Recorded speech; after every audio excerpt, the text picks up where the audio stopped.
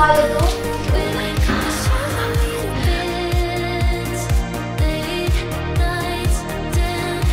Good morning, everyone! Today's agenda, I'm so excited. Finally, after months, I found time to create our very own itlog na maalat or salted egg in English. Sobrang favorite kong salted egg. Ano yung breakfast mo? Salted egg, tapos may kamatis, tapos may isda or may dilis. Ayun ang mga bet ko sa life. Ilang beses na ako nag-crave ng salted egg. Actually, February pa lang, nag-crave na ako. As someone who's been here for a year! Uy! Living in Korea for a year, wala talaga po akong nahanap na salted egg kahit saan. And a lot of you are saying maybe meron sa mga Chinese restaurants and all. But yes, meron nga. Pero salted egg shrimp, may kasamang shrimp. Gets niyo ba yun? So gusto ko talaga salted egg, like yung itlog. So today, ang dami kong sinabi ng haba ng intro ng salted egg na to. Nagawa tayo ng sarili nating salted egg. And it's gonna take us 20 days or more. Pero at least, gagawin ko na siya now. Ang dami kong favorite na ulam na may salted egg. So I'm so excited to make this. 1, 2, 3, 4, 5. Wala, nalimutan ko na yung bilang ko. kasi nape-pressure ako na nakatingin kayo sa akin, tapos wala akong sinasabi. 1, 2, 3, 4, 5, 6, 7, 8, 9. Hindi, ulit. 1, 2, 1, 2, 3, 4, 5, 6, 7, 8. 5, 6, 7, 8. Ay! 11, 12, 13, 14, 15, 16, 17, 18. Ayan! Sakto. Hindi na kasha. 18 lang kasha. Actually, 17 na lang kasi birthday ko yung 17. Very special to me. So, meron na tayo dito sa ating garapon ng salted egg. And then, ang gagawin natin ay, parang ing-ing talaga ni ate. Magbo-boil pa ako ng salt at saka ng water. Hindi ko pa pinagsabay. Okay. So, basta ang step is ibababad natin siya sa salt water for 20 days or more. Depending sa gusto nating alat. Pero at 20-day mark, pwede na natin siya tikman. Ang ratio ko ay, nakita ko lang sa TikTok, 16 cups of water is to 16 is to 3 cups ng salt. Tapos kung gusto nyo lagyan ng brown sugar, go. Pero for me, itong na maalat all the way. Yung 16 cups of water pala, tapos 3 cups of salt, for 60 eggs yun. Eh, meron lang tayong 17 eggs. Ngayon, comment down below yung sagot nyo. If 60 cups of water is 3 grams of salt, how many cups of water do you need for 16 eggs? Pag yan din yung sanagot 1 liter tayo guys magpapakulo. Ito ay 500 ml na. Uy, sakto. Sa bowl natin. And then, how many salt do we need? So now guys, we need... Hindi ko sasabihin sa inyo i-calculate. Sama na ugali. Grabe, oh. Literal na itlog na maalat siya. Okay. Gawin na natin yung salt.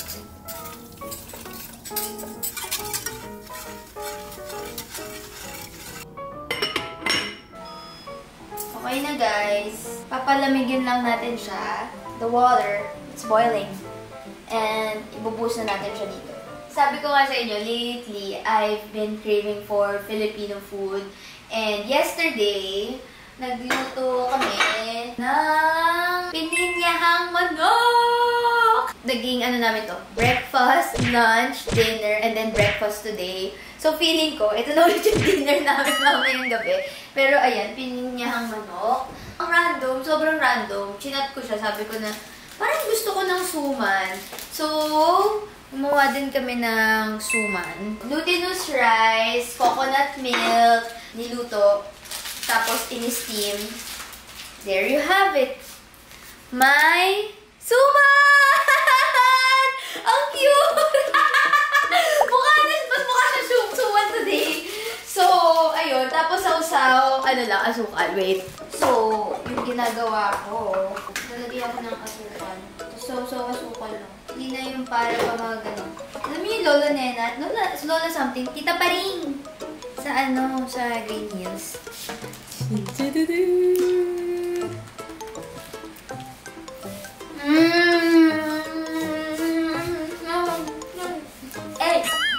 Meron tayong dahon, so ginamit natin ay paper foil. Sarap! Moral lesson of the day, don't take your suman for granted, guys. Kaya ako sa inyo, bumili na kayo ng suman, bibingka, ano pa ba? Ano yung color purple? Favorite ko din yun eh. Pag tuwing Pasko meron, favorite ko yun, yung may sugar. Ano? Grabe, nakakamiss din pala talaga ang Filipino food. Anyway, suman kayo dyan! Uy, mukha siyang suman! It's just that, mas lasa siyang sticky rice.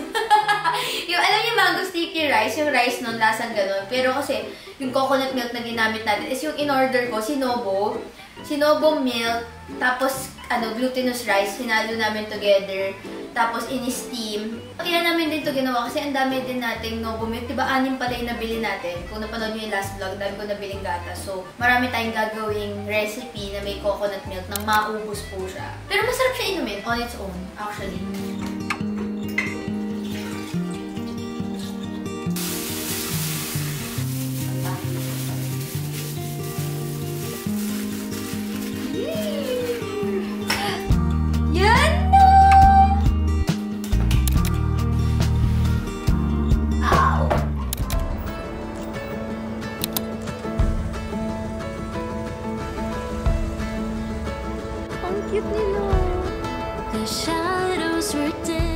Hello everyone! So lumabas pala tayo. Iniwan ko na yung salted egg doon. Hindi po ako na-inform na sobrang lamig. Ay!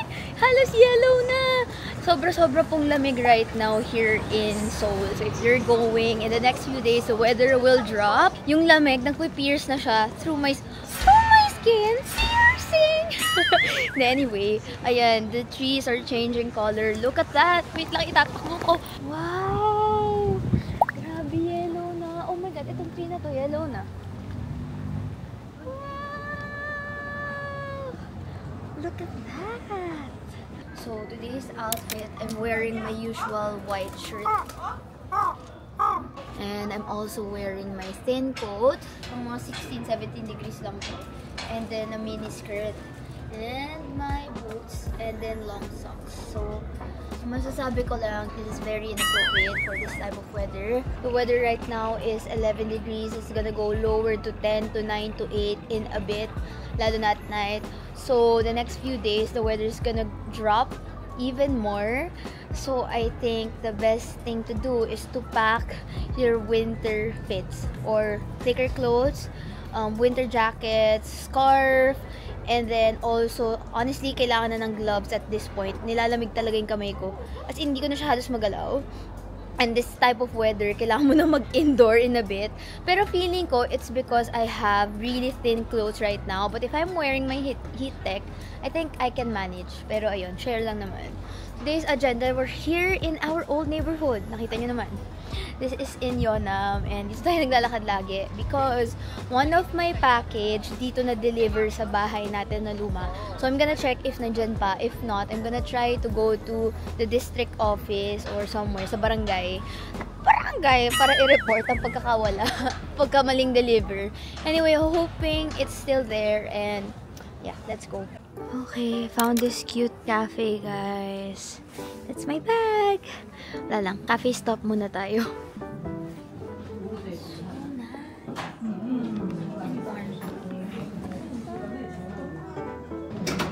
Kasi?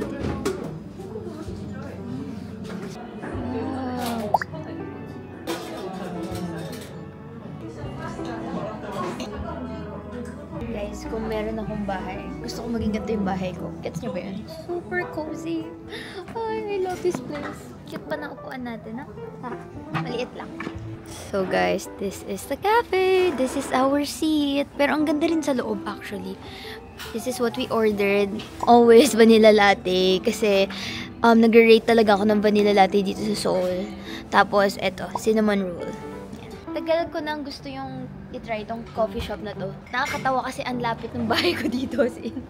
Pero kung kailan ako umalis, doon ako nag-try. One of the best mango cakes here in Seoul. Here in Seoul, of course, kasi sa Pilipinas, maraming masarap na mango cake.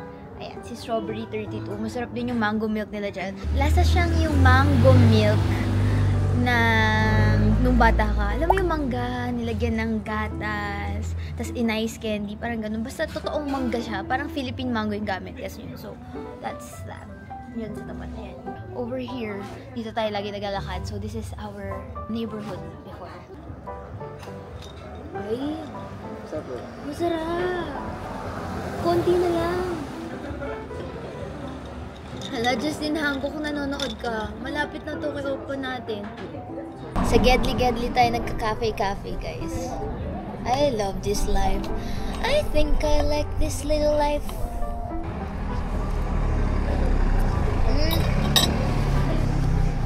Sobrang lamig. Malapit na ako maging uhuging bata sa sobrang lamig. At saka hindi ko na magalaw yung kamay ko masyado. We're almost here in the house. Grabe guys, sobrang nasa loob na siya ng veins ko, ganun. As in, ang lala. Ang sakit na rin ng kamay ko. Parang it's been a while since I felt something like this. Ang sakit niya ng hapdi. Yun. Uy, na-miss ko to. Oh my God, guys. We're back after a long time. Oh my God, guys. Na-miss ko tong area na to. Na-miss niya rin ba? It's my first time seeing. Oh my God, wait. Oh, we heard so. Oh my God. Guys, it's here. Oh my God. Grabe, guys. Oh my God, hindi nila ginalaw yung akin to, guys. Ayan o, Ransok Jean. Oh my God. Oh my God, this door. Oh my God. Na-miss niyo ba? Parang nakakaiyak na onte. Hindi ko na-miss yung pag-akyat ko ng ganito. Okay. Got the package. Sorry po kung natagalan po kaming kunin. Please pause this video and please comment down below if na-miss niyo ba tong bahay natin na to. Okay, a little bit of a story time about this package. In order ko to, nandito pa tayo nakatira. Tapos kasi usually, diba, pag Weavers, if you are a BTS fan or any K-pop idols na nasa Weavers yung mga merch nila, it takes time talaga yung mga pre-order. So, in-order ko ata to May or June. Tapos, ang delivery niya around September 5, ganon. Uy, this cafe! Oh my God! Nakaligtaan ko siya, guys. Napalitan yung address. Na-deliver siya dito sa bahay na to. Tapos, nag-prompt siya sa akin around September 15 ata, na-delivered na. October 27 na. Ngayon ko lang ulit naalala. Kinabahan talaga ako sobra, guys. Grabe yung taas ng anxiety ko, tapos hindi ko kayang sabihin kay Jun. Kasi nahiya ako, kasi syempre gumastos ako, tapos hindi ko na naman siya naayos, ganyan. Basta, sobrang kinatry ko lang siyang kalimutan. May ganun ako ugali, guys, na parang kapag super stress ko, mas kinakalimutan ko siya instead of hinaharap ko siya. Sorry talaga. Something that I will fix. Sabi ko, kasalanan ko naman to and feeling ko may bago nang nakatira, so itatapon nila or parang ibibigay na lang nila yun somewhere or di nila tatanggapin, whatever, something like that. And then, one day, si BTS Jin po ay nag-announce na magkakaroon siya ng encore na concert. Tapos sabi ko, hala, ang ganda sana kung yung merch na in-order ko, yun yung susuotin ko. So, sabi ni Jun, try lang. As in, try lang namin puntahan yung bahay if nandun. And it turns out nandun. Grabe, walang gumagalaw. Isipin niyo 3 months din yun, guys. Oh my God, guys, na-miss niyo ba to? Every vlogs natin, halos naglalakad tayo sa area na to. Na-miss ko lang.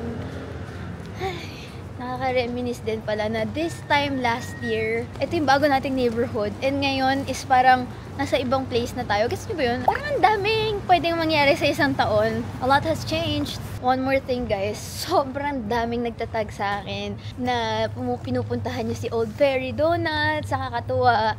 So, wala lang. Thank you naman sa pag-trust sa mga recommendations ko.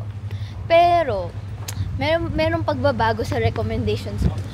Parang masarap pa rin si Old Fairy. Pero kung gusto niyo, nagustuhan niyo si Old Fairy, yung pistachio ni Old Fairy, I highly suggest yung pistachio ni Avec Cherry. Ang sarap. Ano naman siya? Salted bread. Tapos pistachio naman. Di ba to? Ang sarap din.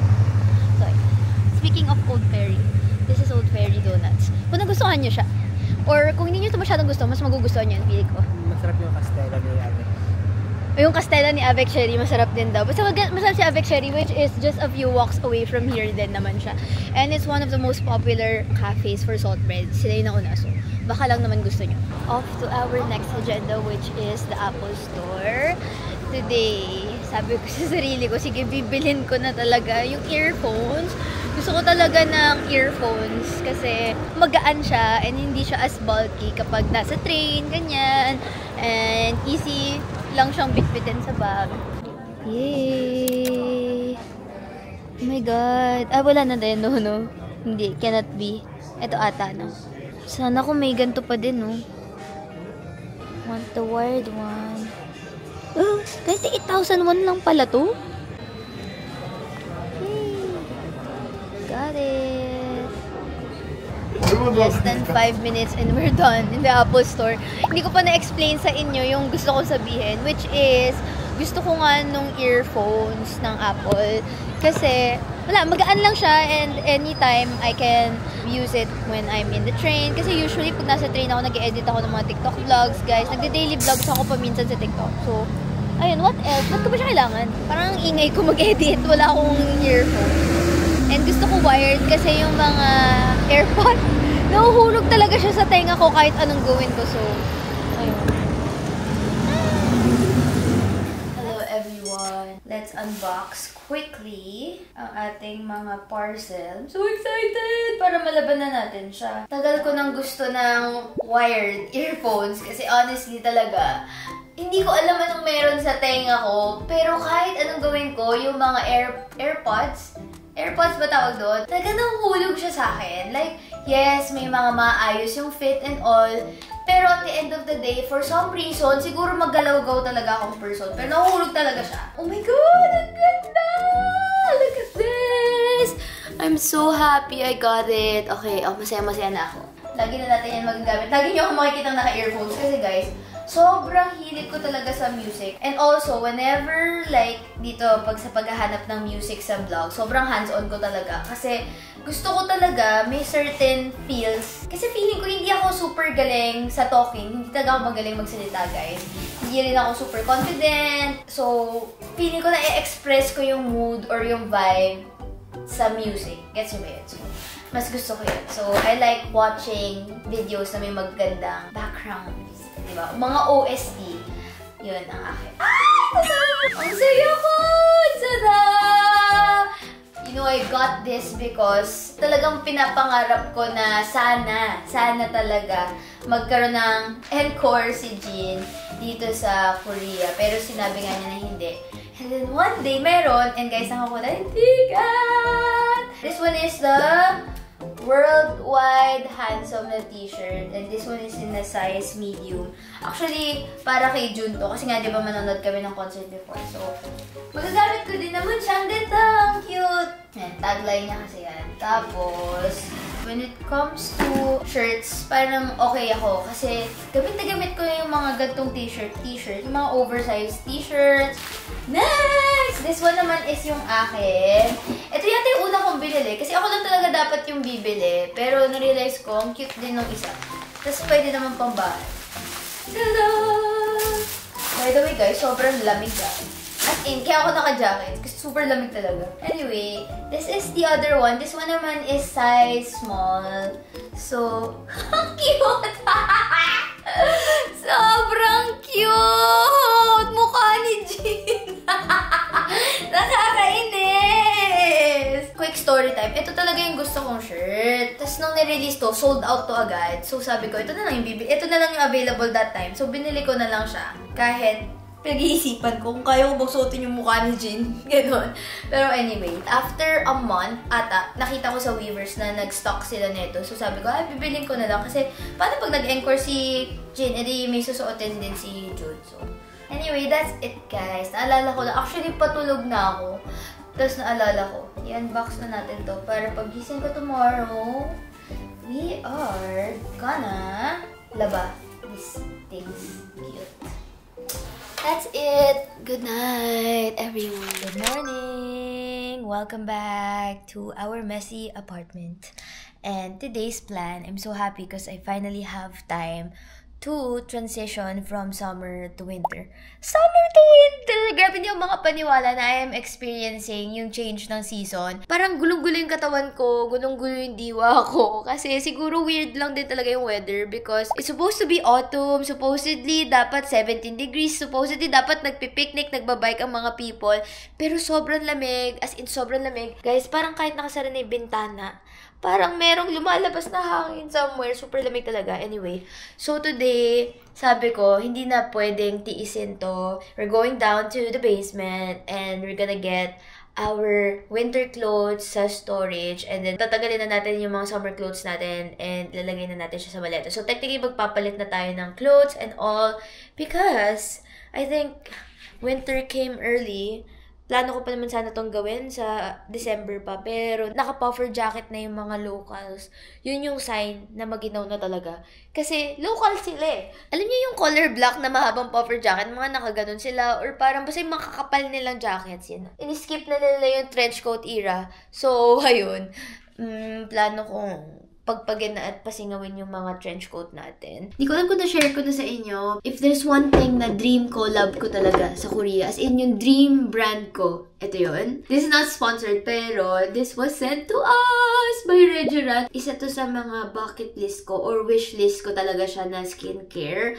Pero kasi, alam niyo naman ako, I'm not the one to buy a new skincare kapag meron pa akong skincare. Nothing against anyone na bumibili ng meron pa silang makeup or skincare. Pero ako kasi, feeling ko hindi kasi ako super parang hoarder when it comes to skincare. I would say mas hoarder pa ako when it comes to ballpen, ganyan. Pero for skincare, kailangan ubusin ko siya. Guess nyo ba yung ganong logic? Anyway, isa to sa mga goal ko talaga na mabili ko this year kasi this is a highly raved product by a lot of people. Like, if there's just one brand that I want to work with or one brand na I really want to try, it's Rejuran.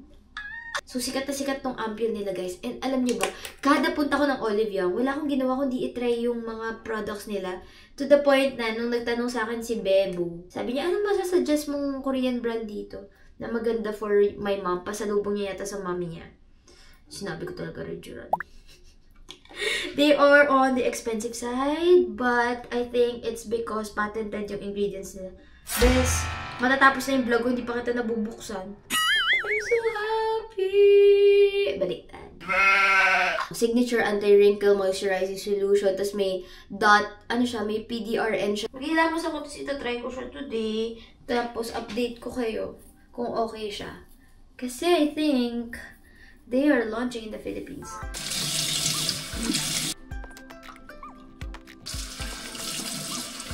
Oh my God, ang cool! Para siyang injection. Oh, syempre, hindi ako marunong. Okay, please don't judge me. Ganyan ka man lang siya. Dapat ba ini-injection to? Or something?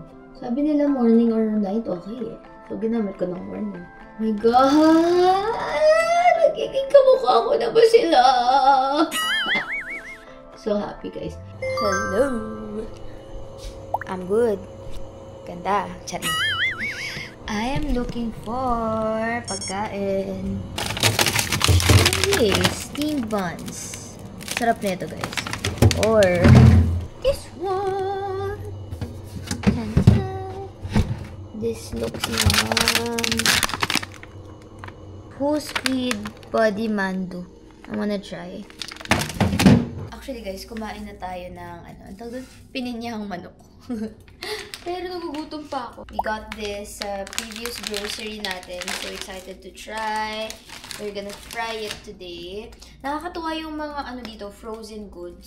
Parang ang bilis niya lutuin kasi hindi mo kailangan ito. So talagang frozen mo siyang pipituhin. Tapos, parang fresh yung product, sabi nila. Tada! This is it. This is mandu, squid mandu. If you watched Business Proposal, makaka-relate kayo sa mga ganito.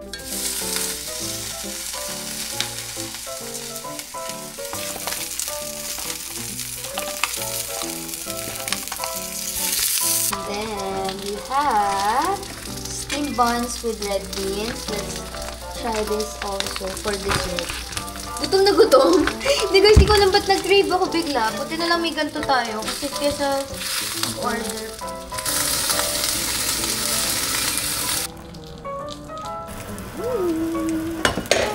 Lagay na natin. Ating red bean.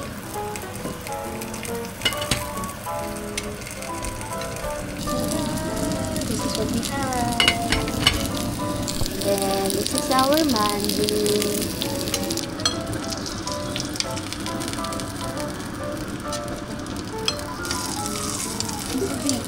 Isang oras ka nang nakadikit ah. Hindi pa pala makakapit. Yum! Is it ready? Okay na kaya? Ayaw saya ko. Masarap.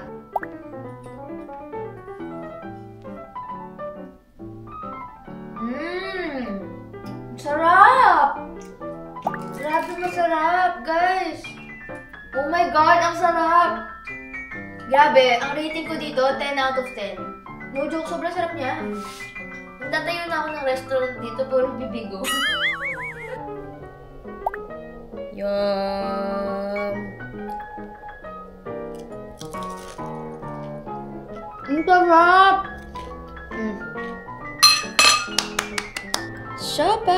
Siopaw. Red bean bun. Dumikit siya, guys. So, butos na siya.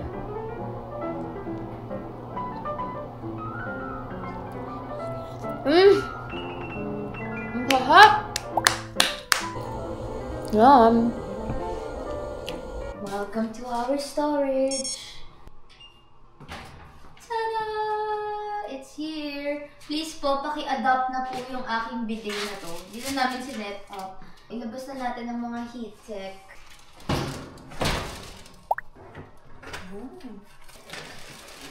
Hindi ko kaya to. Call a friend. Super bigat niya.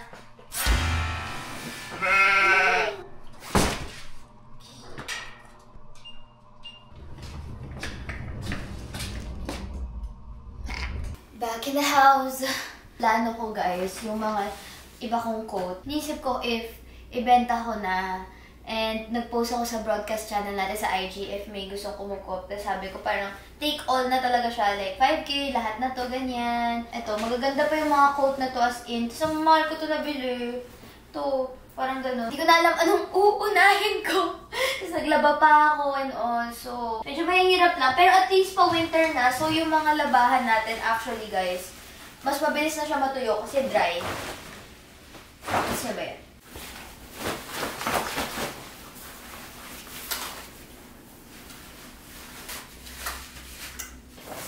Look at what we've found. Make this moment count. Let us all welcome, 여러분! My winter jacket! Buhay ka na naman! Hello! Say hi! Na-miss nyo ba siya? Hindi ko siya na-miss. Papahingahin na natin siya. And another contender! Oh my God! Na-miss nyo ba to? Oh my God, guys, na-miss nyo ba siya?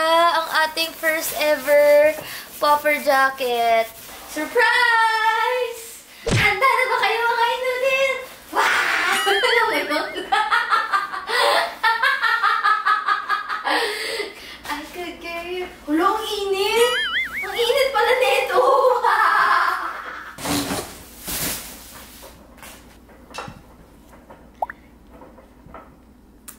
Annyeong! It's that time of the month again. We are currently managing our bills and expenses for the month of October, and I want to share with you current living expenses living here in Seoul.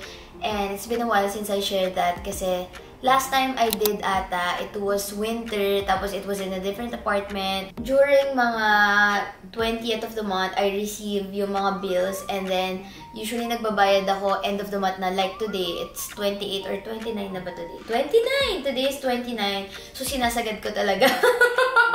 So now I'm gonna pay for the bills. It's all in one app. Nakakatawa guys kasi yung apartment na nirenta natin, nasa isang app na lang lahat. From payment to customer service. If I have problems, i-chat ko lang dito. Tapos ang bilis nila umaction. Today's agenda, I wanna show you. Ngayon ko pa lang din titingnan kung magkano yung ating expenses. Let's go over our maintenance fees. Elevator maintenance cost. Yes, nagbabayad tayo ng elevator, whatever. 4,621. Septic tank commission, 1,031. Internet usage fee, 961 yung free internet service sa building. Kasi yung buong building naka-internet guys, kahit hallway. So, generation electricity bill natin for this month is 95,261. Tapos yung internet dito sa house guys, 12,531. Household water supply, 01. Naliligo naman ako, pero wala akong pabayarang water. In our previous apartment, guys, if you remember, iba-iba yung billing. Like, may water, may gas, may something. Kasi parang diretso ako sa landlord. Ito parang, parang isang maintenance fee na lang siya. Tapos naka-isa-isa na lang lahat.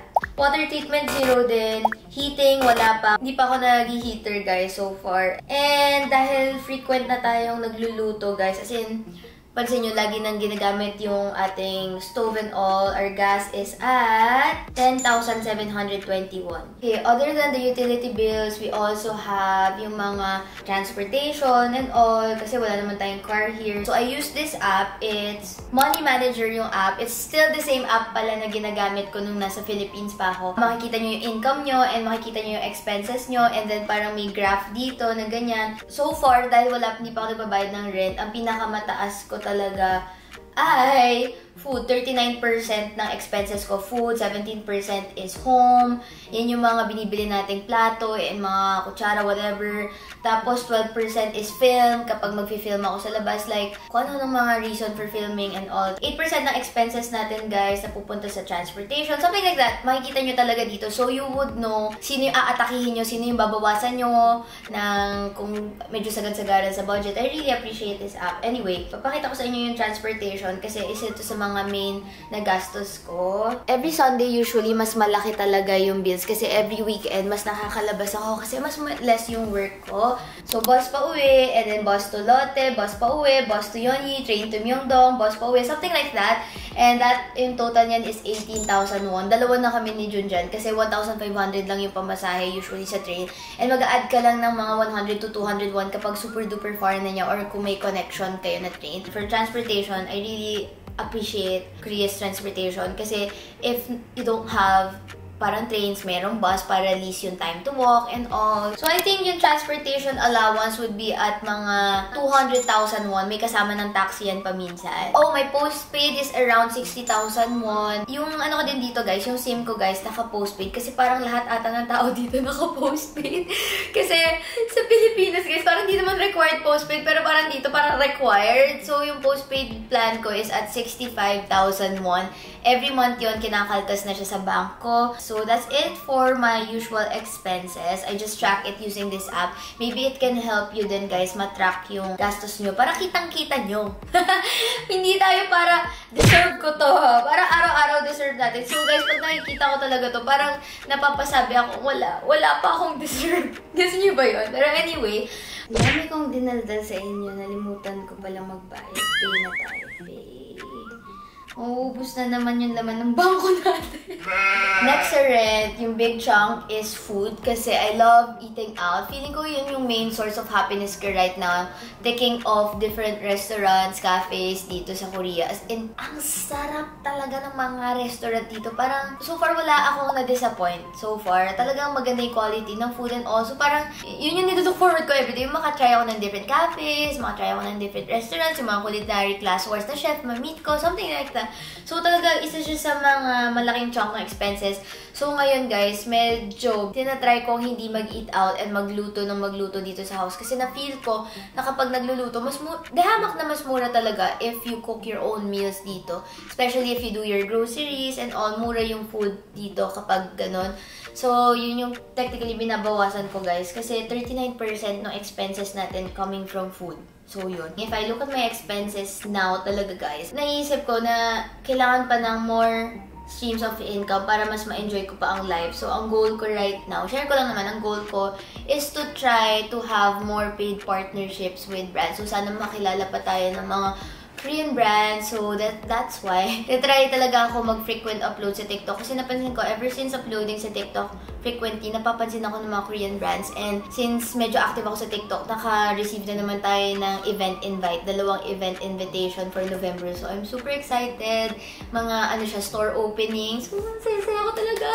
Saya-saya ako. Pero, ayun, so far, I'm really happy. And that's it for my mini living expenses. Sharing my expenses and life updates with you guys.